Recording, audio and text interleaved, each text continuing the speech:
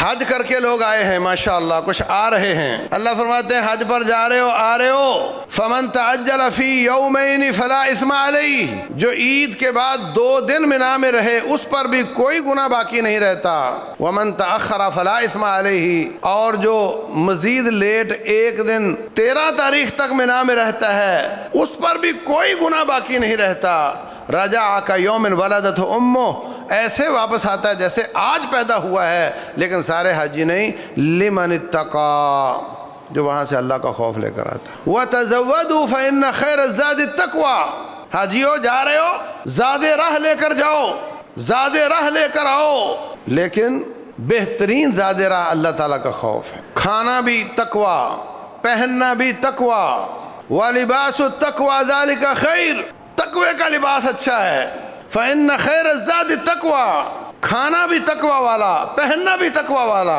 حرام سے بچنے والا، ان عبادات سے یہ تقوی کشید کرتا ہے، اس کی دنیا بدل جاتی ہے، اور جس کی عبادات سے دنیا بدل جائے اس کی آخرت بھی بہتر ہو جاتی ہے۔ یا ایھا الذین آمنوا اتقوا اللہ وقولوا قولا سدیدا، اے ایمان والو اللہ سے ڈرو اور بات سیدھی سیدھی کیا کرو، یا اللہ ہم آپ سے ڈرتے ہیں، بات سیدھی سیدھی کرتے ہیں تو کیا ملے گا؟ کہا ملنا کیا ہے؟ یصلح لکم اعمالکم، ہم تمہاری سارے بل کس نکال کر کے تمہیں سیدھا کر دیں گے۔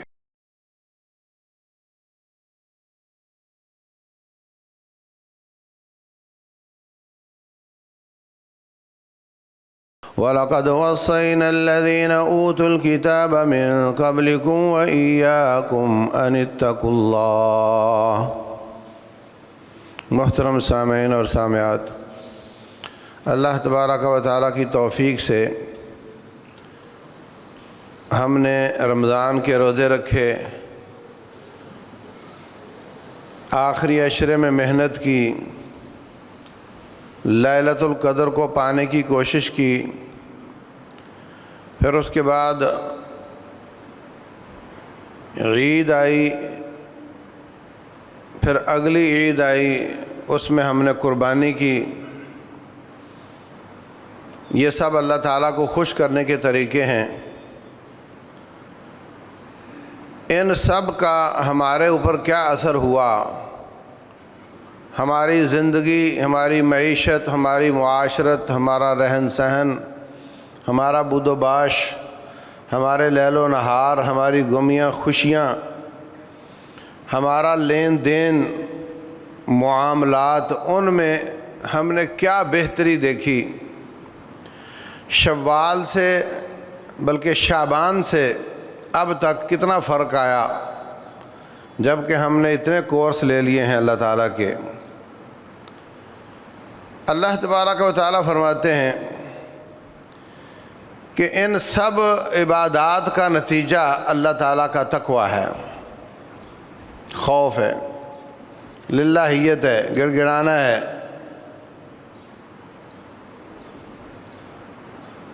نافرمانیوں سے دل اچاٹ ہو جانا چاہیے تھا، نیکیاں بڑھ جانی چاہیے تھیں، عقل شکل بہتر ہو جانی چاہیے تھی، رویے اخلاق کردار اچھے ہو جانے چاہیے تھے۔ کیا ہم شعبان سے اب تک کوئی فرق پاتے ہیں؟ جو شخص اپنے عمل میں رمضان کی تاثیر پاتا ہے، قربانی کی تاثیر پاتا ہے، اس کی قربانی، اس کا رمضان ہی آخرت میں تاثیر پیدا کرے گا۔ جس کو اس جہان میں فائدہ ہوگا اسی کو اگلے جہان میں فائدہ ہوگا، اور جس کا کوئی کسی قسم کا فرق پیدا نہیں ہوا، وہ جیسا شعبان میں تھا ویسا ہی آج ہے، تو وہ خواہ مخواہ خوش فہمی کا شکار نہ ہو، اپنی عبادات کی اصلاح کرے۔ تمام عبادات، یا ایھا الناس اتقوا ربکم، یا ایھا الناس اعبدوا ربکم، اللہ سے ڈرو، اللہ کی عبادت کرو، لعلکم تتقون، تاکہ تم میں تقوی آ جائے۔ اور الگ الگ عبادات میں اللہ تبارک و تعالیٰ قربانی کے بارے میں فرماتے ہیں جب آدم علیہ السلام کے 2 بیٹوں نے قربانی کی، ایک کی قبول ہوئی ایک کی نہیں ہوئی۔ جس کی قبول نہیں ہوئی اس نے کہا میں تجھے قتل کر دوں گا،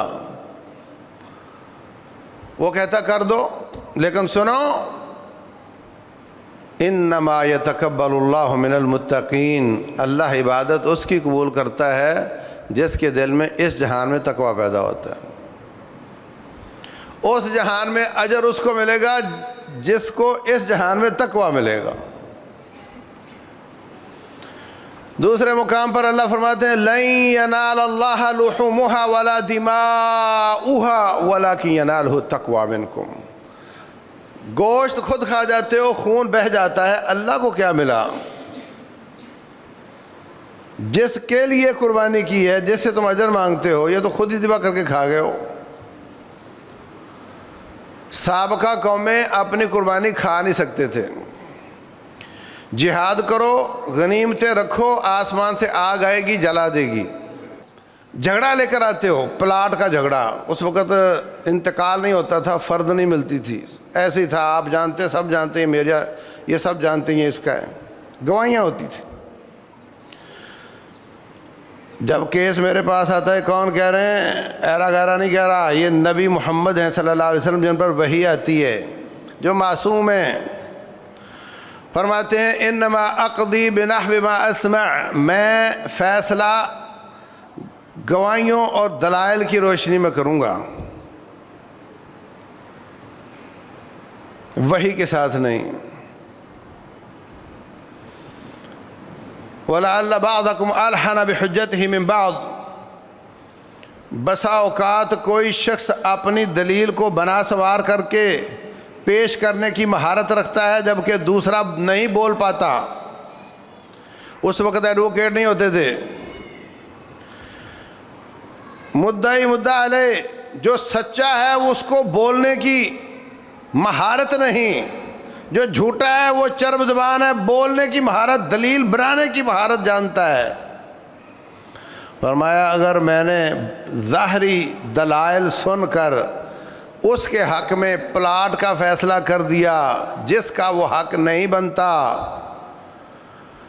تو وہ اس لیے مت لے کہ مفتی صاحب کا فیصلہ اور یہ امام الانبیاء کا فیصلہ آ گیا ہے، پہلے تو یہ پلاٹ میرا نہیں تھا لیکن نبی صلی اللہ علیہ وسلم کے فیصلے نے میرا بنا دیا ہے، وہ اس لیے اس کو نہ لے، بلکہ وہ انکار کر دے، جس کو پتہ ہے کہ میرا نہیں ہے وہ میرے فیصلے کے باوجود انکار کر دے، وہ اس پلاٹ کو قبول نہ کرے۔ انما اقطع لہ قطعۃ من النار، میں اس کو آگ کا ٹکڑا کاٹ کر دے رہا ہوں۔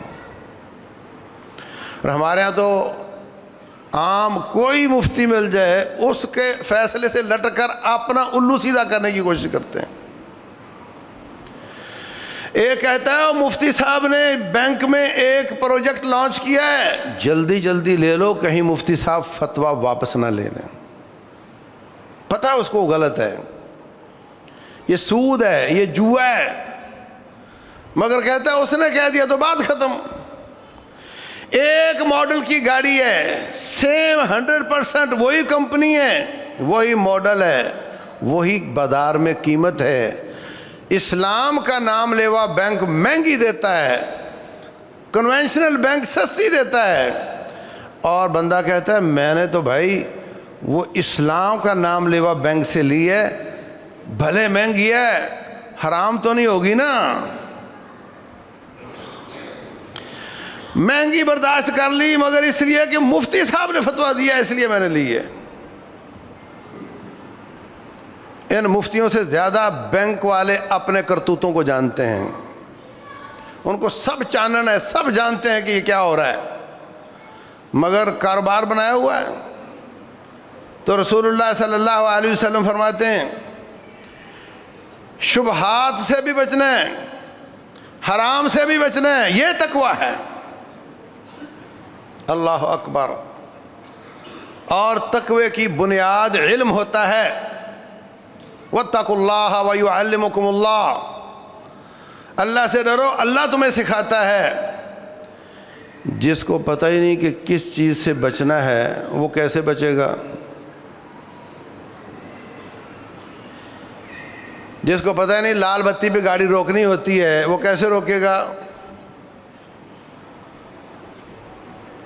بنیادی چیز اللہ کا علم ہے، بنیادی چیز ہمیں حلال حرام کو سیکھنا ہے، بنیادی چیز جتنا دین ہر مسلمان پر فرض ہے اتنا ہر شخص کو سیکھنا ہے۔ جب تک ہم یہ نہیں جانیں گے کہ کس چیز سے بچنا ہے اور کیا کرنا ہے، ہم کیسے اللہ کا خوف حاصل کریں گے؟ تو میرے عزیز بھائیوں، اللہ تعالیٰ کا خوف اور تقوی جو نماز، روزے اور قربانی سے حاصل ہوتا ہے، کتب علیکم الصیام کما کتب علی الذین من قبلکم لعلکم تتقون۔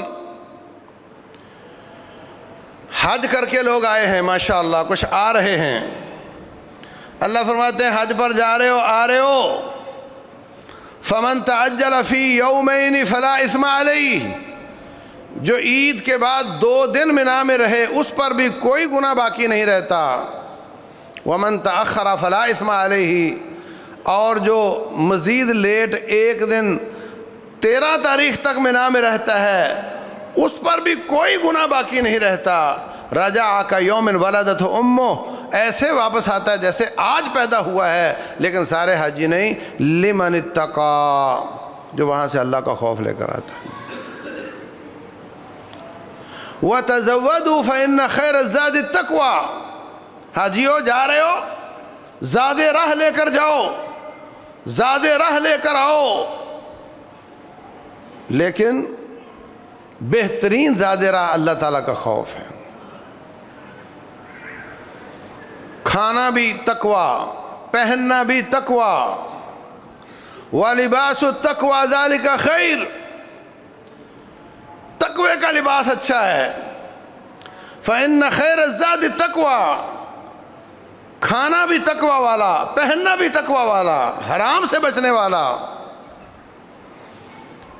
جو شخص ان عبادات سے یہ تقوی کشید کرتا ہے اس کی دنیا بدل جاتی ہے، اور جس کی عبادات سے دنیا بدل جائے اس کی آخرت بھی بہتر ہو جاتی ہے۔ یا ایھا الذین آمنوا اتقوا اللہ وقولوا قولا سدیدا، اے ایمان والو اللہ سے ڈرو اور بات سیدھی سیدھی کیا کرو۔ یا اللہ ہم آپ سے ڈرتے ہیں، بات سیدھی سیدھی کرتے ہیں تو کیا ملے گا؟ کہا ملنا کیا ہے؟ یصلح لکم اعمالکم، ہم تمہاری سارے بل کس نکال کر کے تمہیں سیدھا کر دیں گے، ہر چیز ٹھیک ہو جائے گی، معیشت، معاشرت، اقتصاد، سیاست، رہن سہن، کوئی کام، کوئی میدان ایسا نہیں جس کی اصلاح نہ ہو جائے۔ یصلح لکم اعمالکم، اللہ تمہارے تمام اعمال کو درست کر دے گا۔ یا اللہ اب تک تو جو کیے وہ تو، جو اب کریں گے وہ تو اس کی اصلاح ہو جائے گی، جو اب تک کر چکے ہیں اس کا کیا ہوگا؟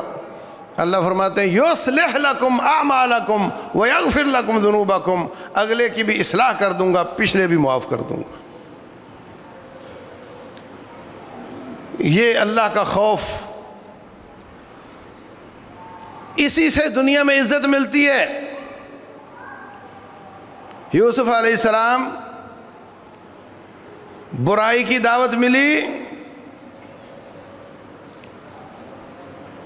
اللہ کا خوف آڑے آیا، جیل میں جانا پڑا، جیل سے نکلے وزیر خزانہ بنے، پھر بادشاہ بن گئے۔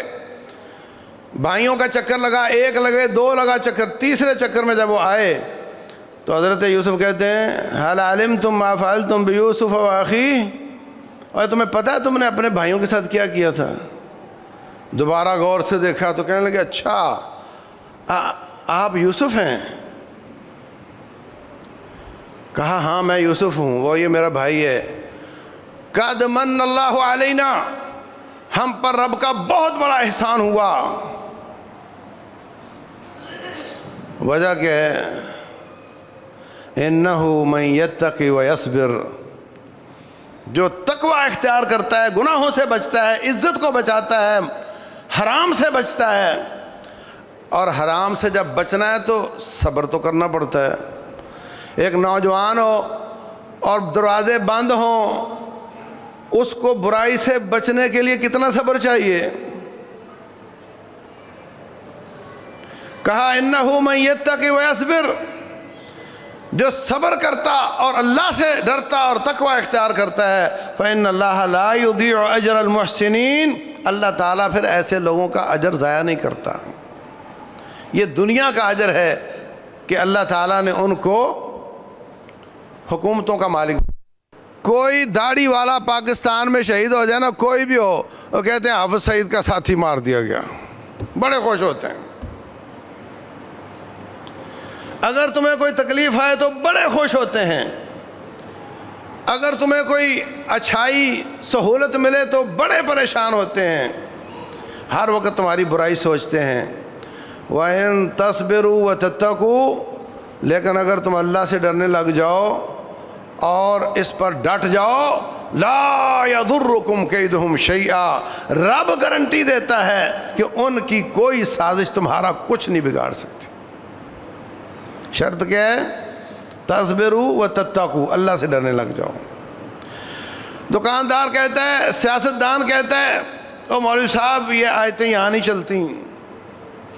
آپ کو کیا پتا تجارت کا؟ تجارت جھوٹ کے بغیر چل ہی نہیں سکتی، ملاوٹ کے بغیر چل ہی نہیں سکتی، ریٹ ہی مینٹین نہیں ہوتے.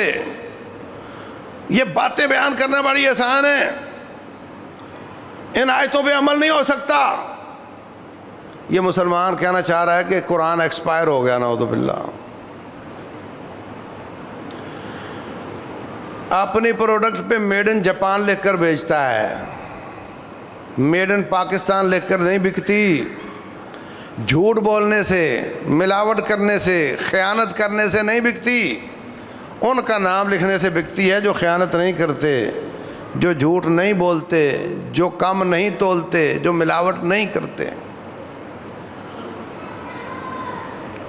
ان کو ان آیات کا معلوم نہیں ہے، کافر ہیں. ان کا نام لے کر بیچتے ہو، پھر کہتے ہو کہ یہ تقوی دنیا میں نہیں چلتا. اللہ اکبر. اور رب ذوالجلال والاکرام فرماتے ہیں، بدر میں کافر 1000، مسلمان 313، لیکن پریشانی کی کوئی بات نہیں. بلا ان تصبروا وتتقوا، اگر آپ میدانوں میں ڈٹے رہے اور اللہ سے تقوی کا تعلق رکھا، وَيَأْتُوكُم مِّن فَوْرِهِمْ هَٰذَا يُمْدِدْكُمْ رَبُّكُمْ بِخَمْسَةِ آلَافٍ مِّنَ الْمَلَائِكَةِ مُسَوِّمِينَ، اللہ تعالیٰ 5000 فرشتے بھیجے گا تمہاری مدد کے لیے. شرط کیا ہے؟ اللہ کے ساتھ تقوی کا تعلق ہو، اللہ سے ڈرتے ہوں، اس کی نافرمانی سے بچتے ہوں، اس کی اطاعت کرتے ہوں. تو پھر فکر کی بات نہیں، دشمن جتنا بھی زیادہ ہو، اللہ اتنی بڑی مدد نازل کر کے تمہیں کامیاب فرما دے گا. 3 لوگ غار میں پھنس گئے، پہاڑ سلائیڈ کر گیا،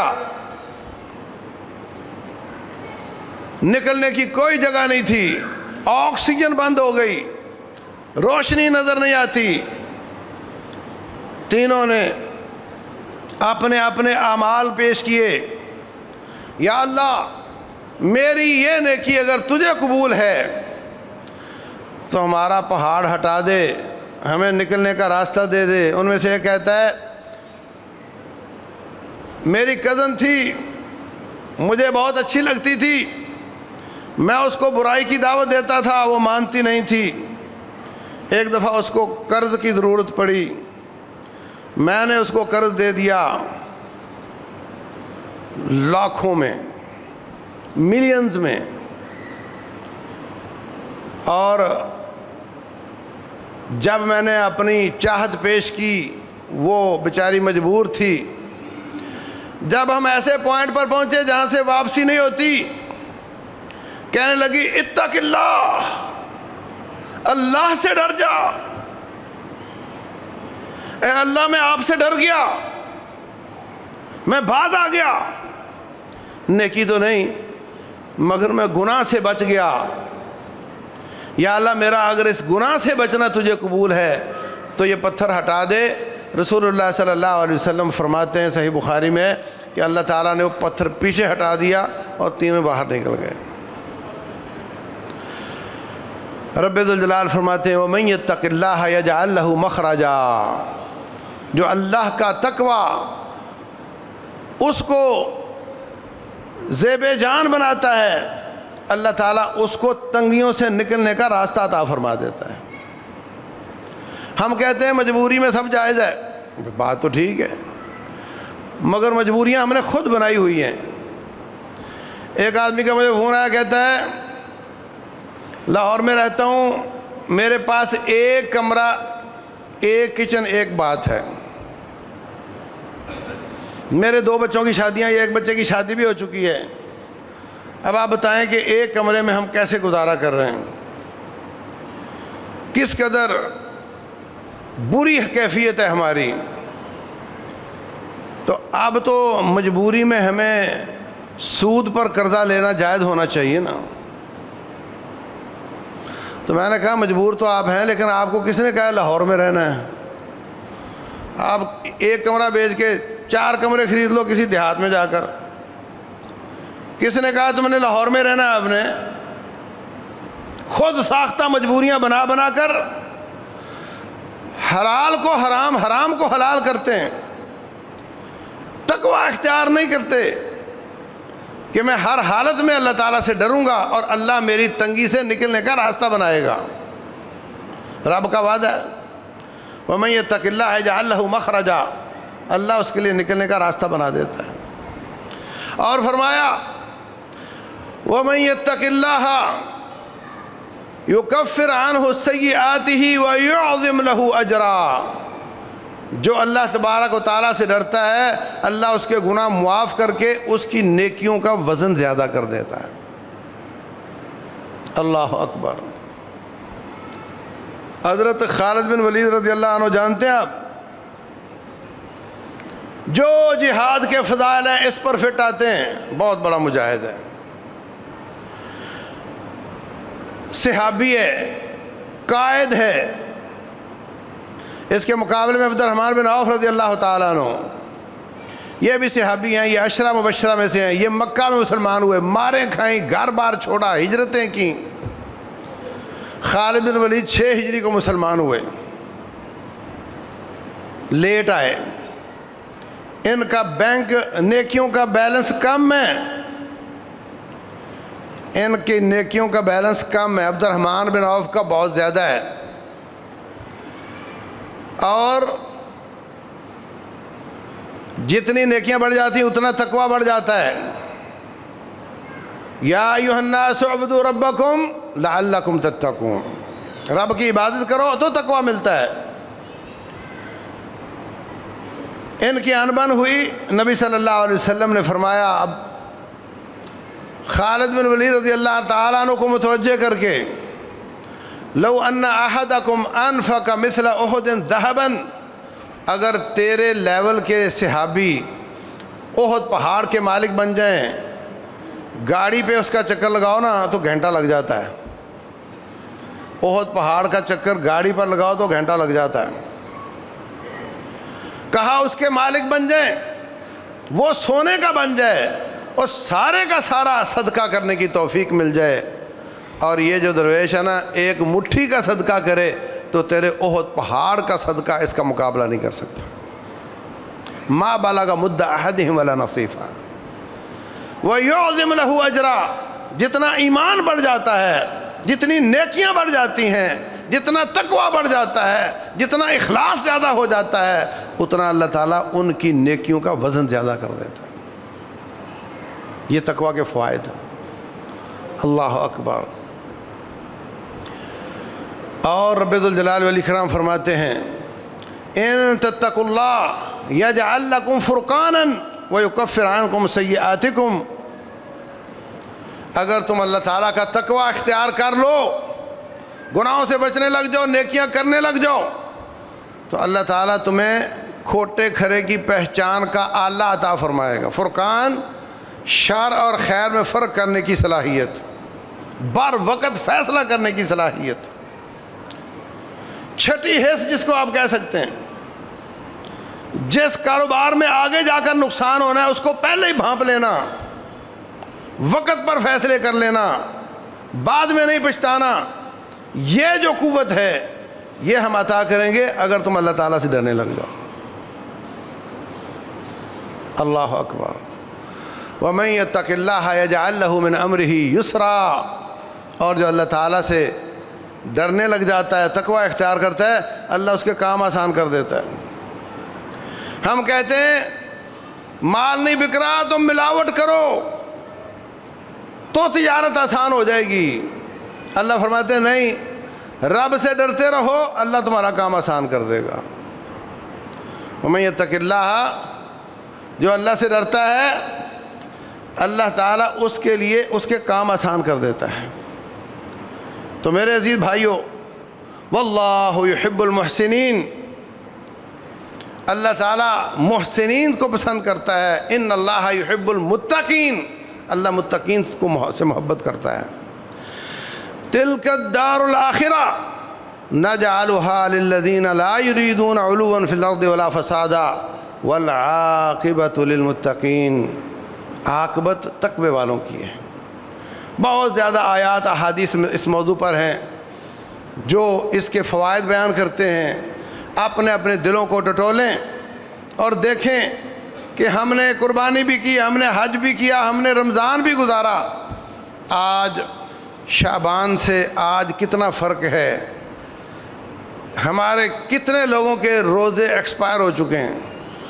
وہ تقوی جو ملا تھا اب وہ بالکل پرانی روٹین پہ آ چکے ہیں، وہی چال بے ڈھنگی جو پہلے تھی وہ اب بھی ہے، اور کتنے ہیں جن پہ ابھی اس کا اثر باقی ہے۔ یہ نتیجہ ہے، یہاں سے پتہ چلتا ہے کہ کس کا رمضان کتنے نمبروں کا تھا، یہاں سے پتہ چلتا ہے کہ کس کی قربانی کتنے نمبروں کی تھی۔ اللہ تبارک و تعالیٰ اپنا محاسبہ کرنے کی توفیق دے، رب ذوالجلال اپنی اصلاح کرنے کی توفیق دے، اللہ ہمارے ٹوٹے پھوٹے اعمال کو قبول فرمائے۔ واللہ اعلم، وصلی اللہ وسلم وبارک علی نبینا محمد۔